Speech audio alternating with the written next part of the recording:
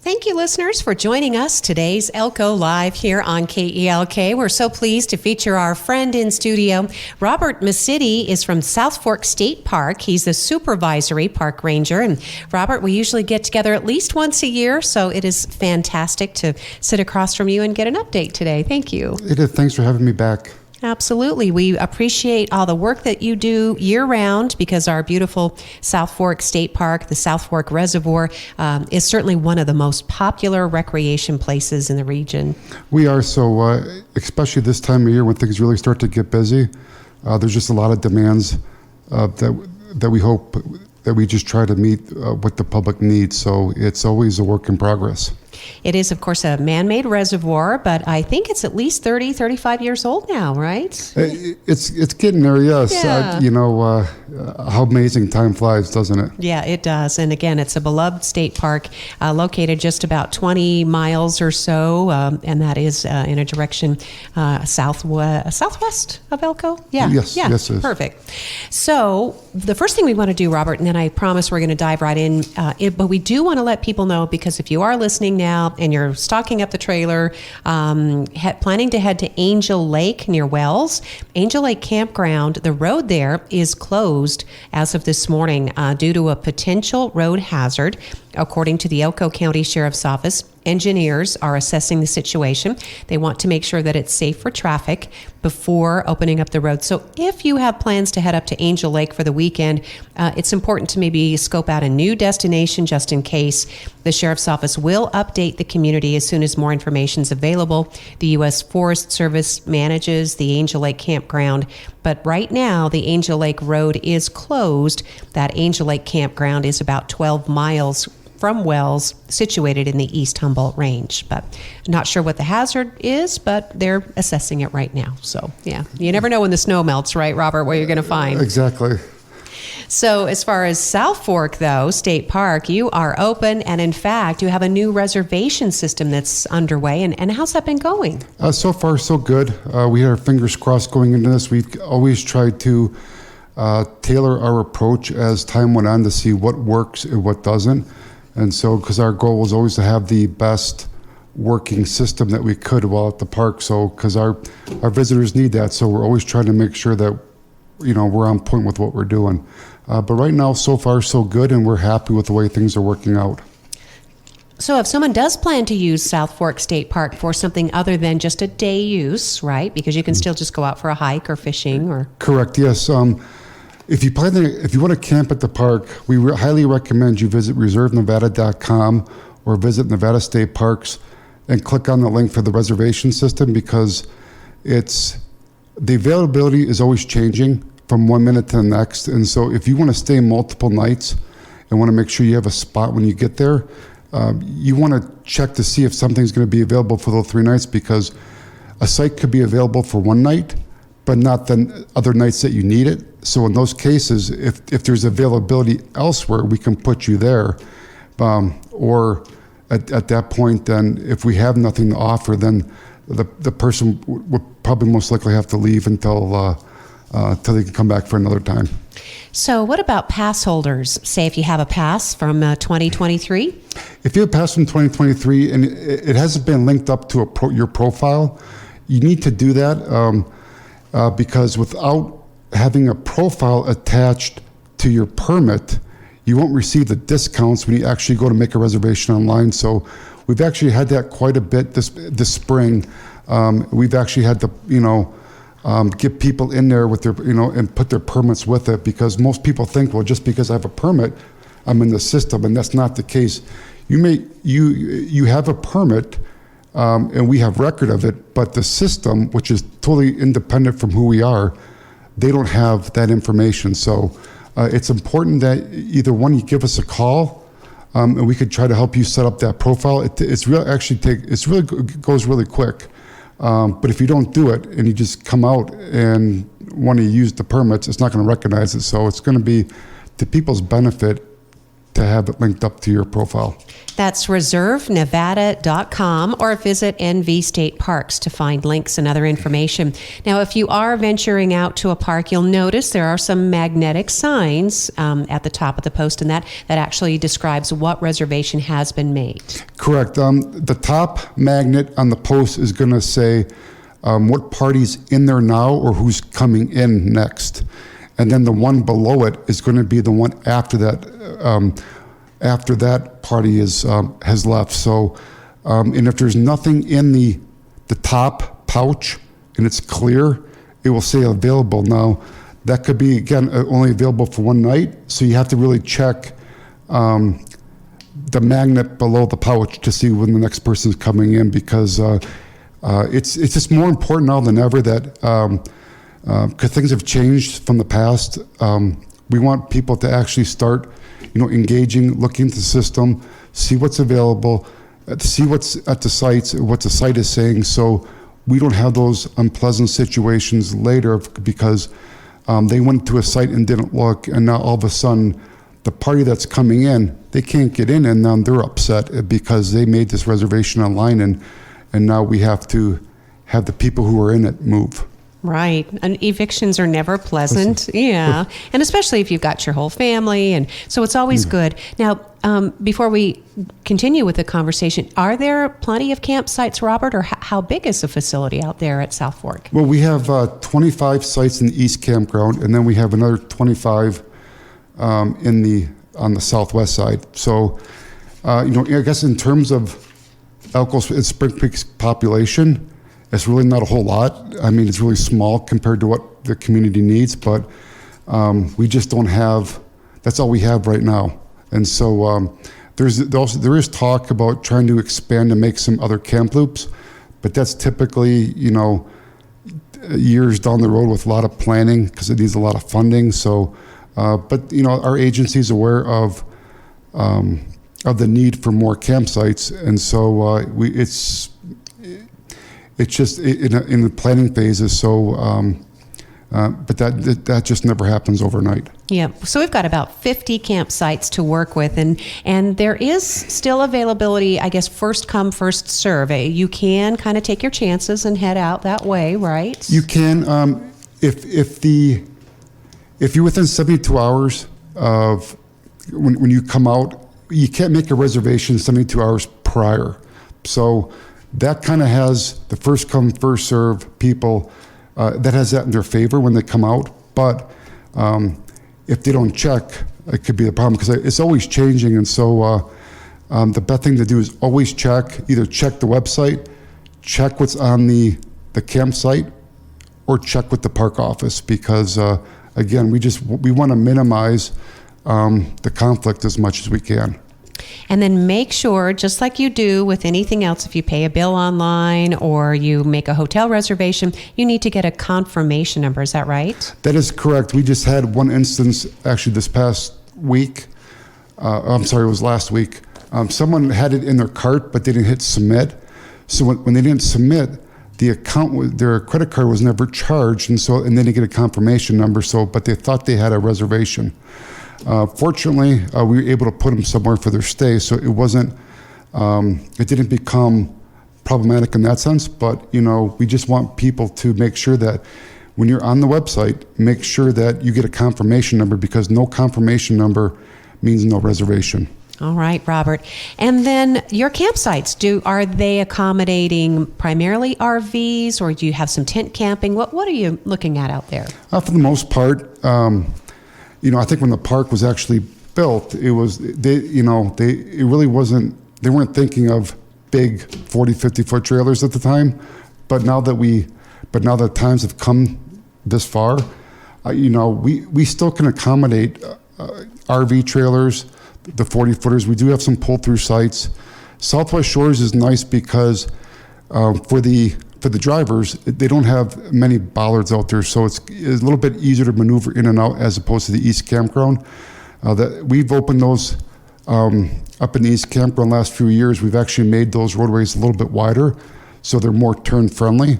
And so, but some people, but the inexperienced drivers, we just had one this past spring. They just hit it but you know, but yeah, I think for the most part, you could put a tent or an RV in most places. All right, good to know. Talking with Robert Misiti. He's our supervisory park ranger from South Fork State Park right here in our backyard. And so we also want to make sure we remind people, because when you get out and you're camping and hiking and enjoying the outdoors, you can get a little chillax, right? But you still have to check out, just like you would a motel room.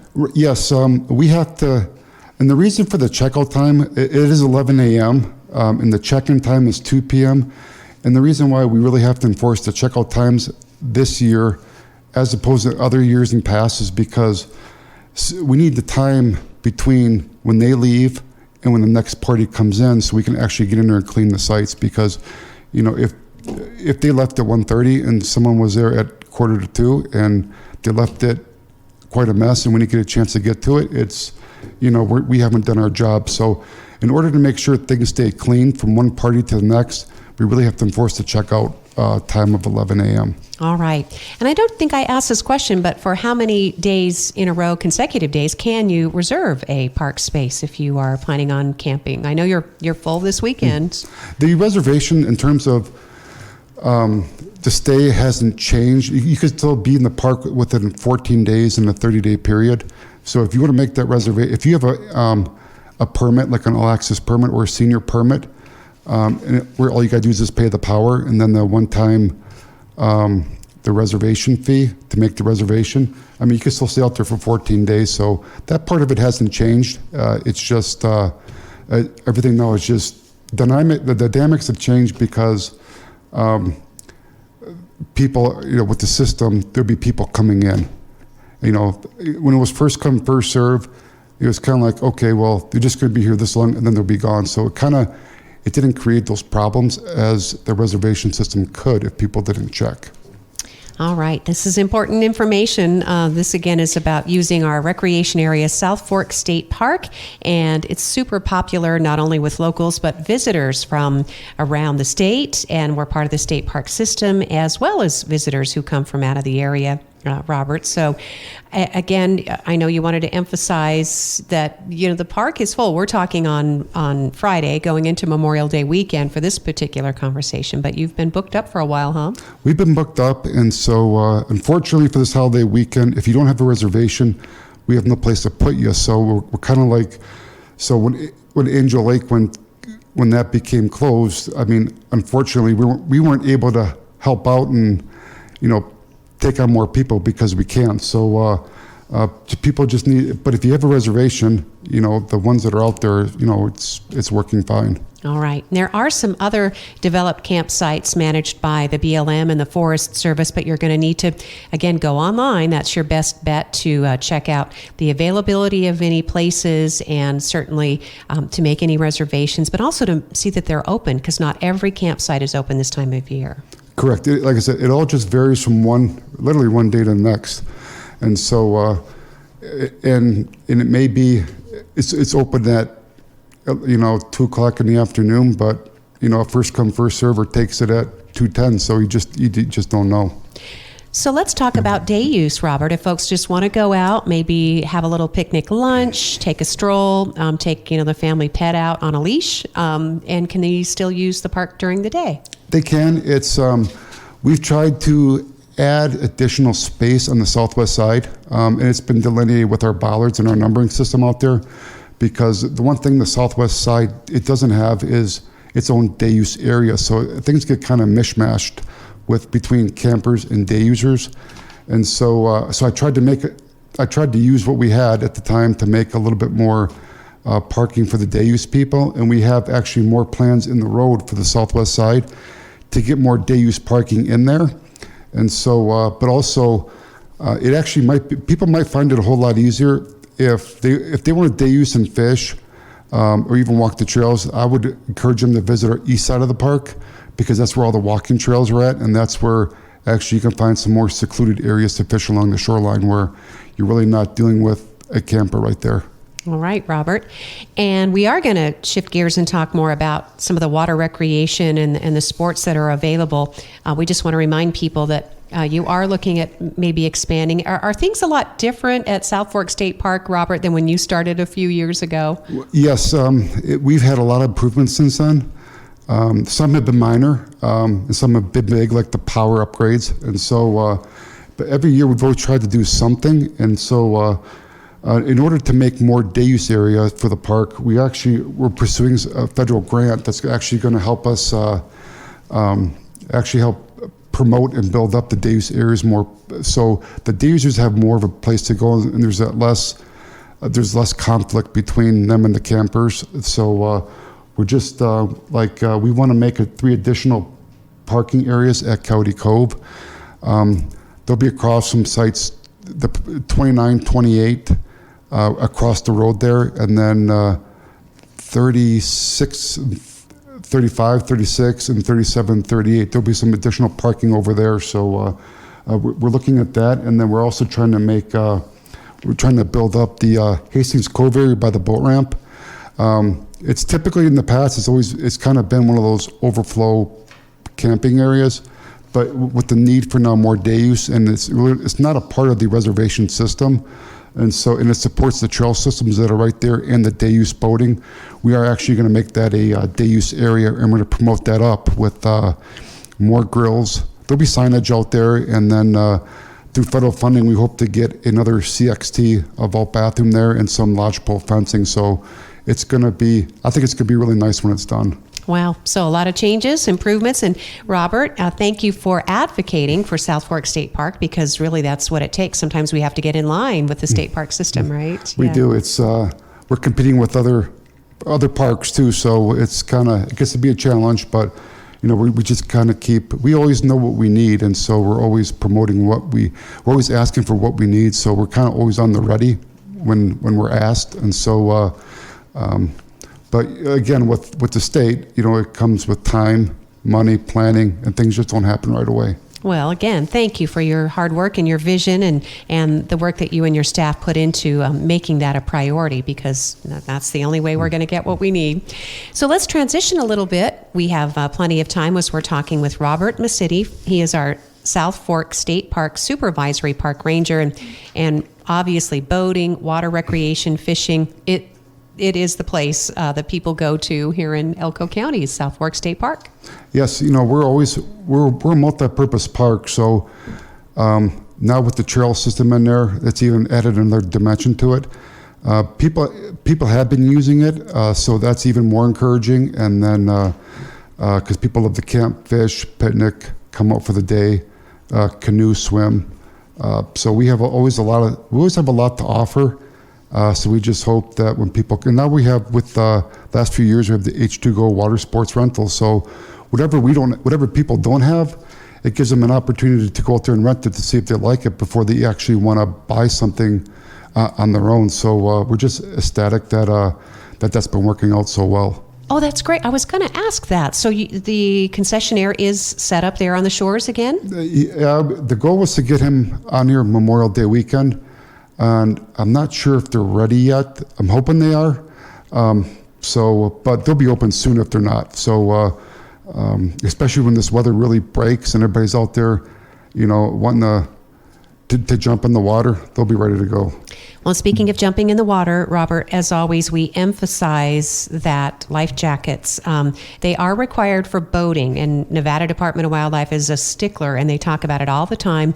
But life jackets are also strongly recommended anytime you're in or near the water at South Fork. I have the life jacket on every time I jump in the boat, and so it's really invaluable because when something happens, it's going to be instantly.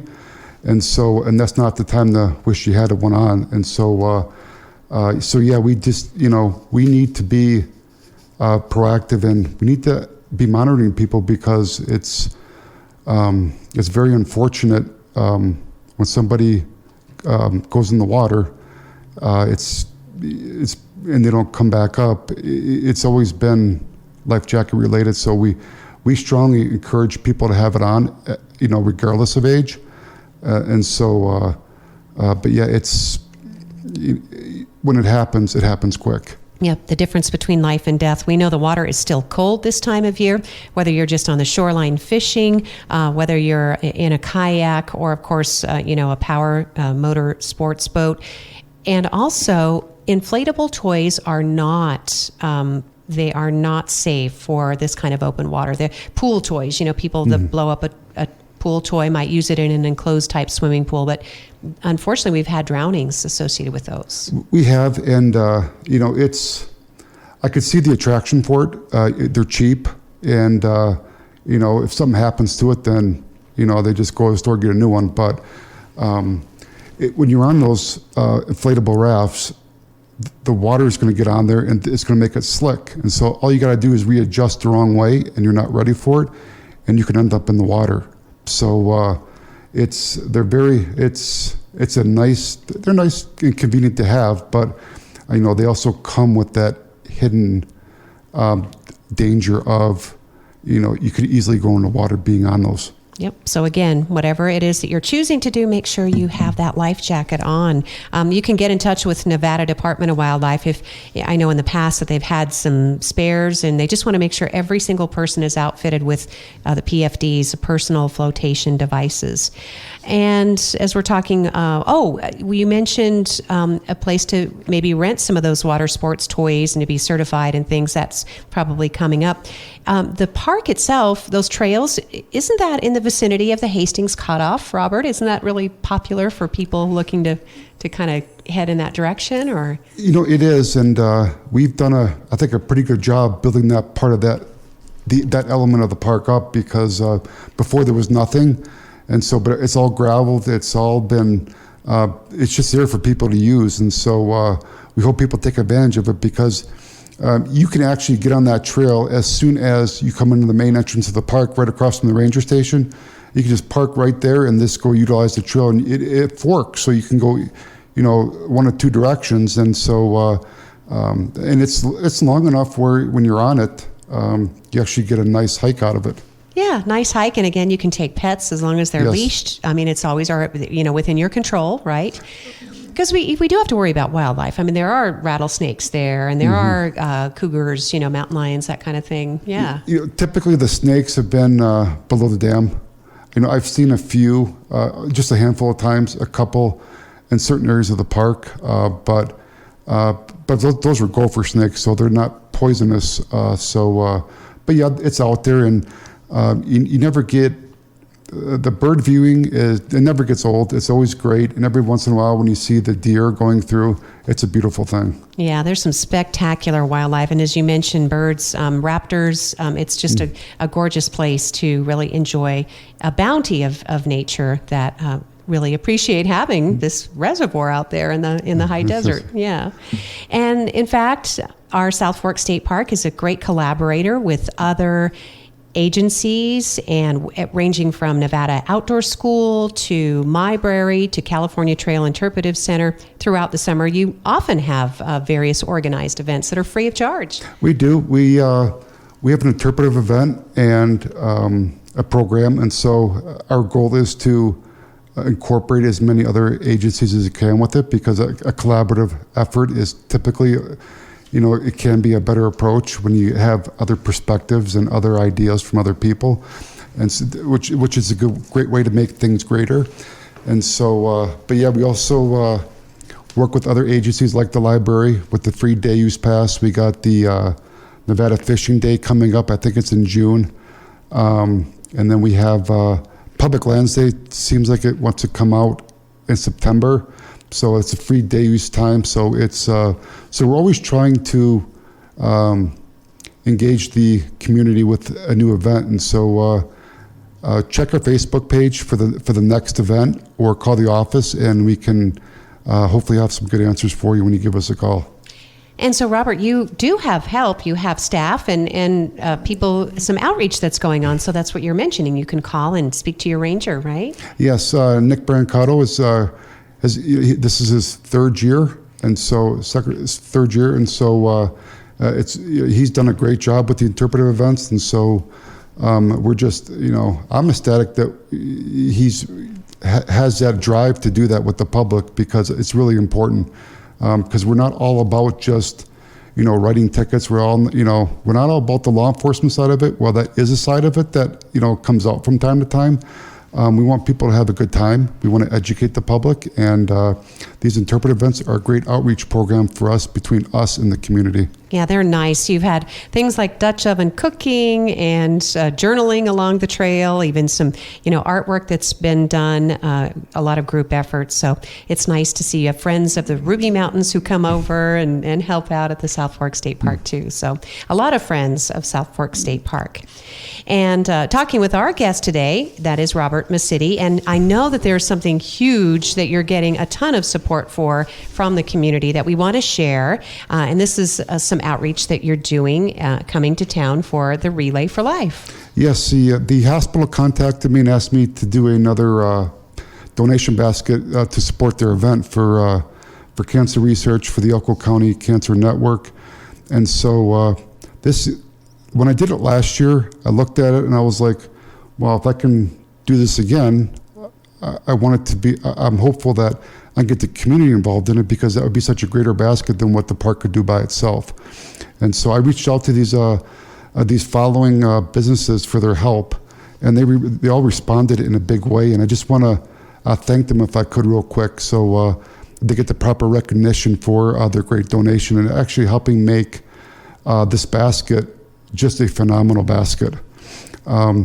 We have Fifth Gear Power Sports, Gun World and Archery, Ellison Electric, Carter Engineering, H2Go Water Sports Rentals, Nevada Advertising Signs, JM Capriola, Cap Mechanical, IFA, Elko Motors, Nevada Department of Wildlife, Pepsi, Valley of Fire State Park, and of course our park staff.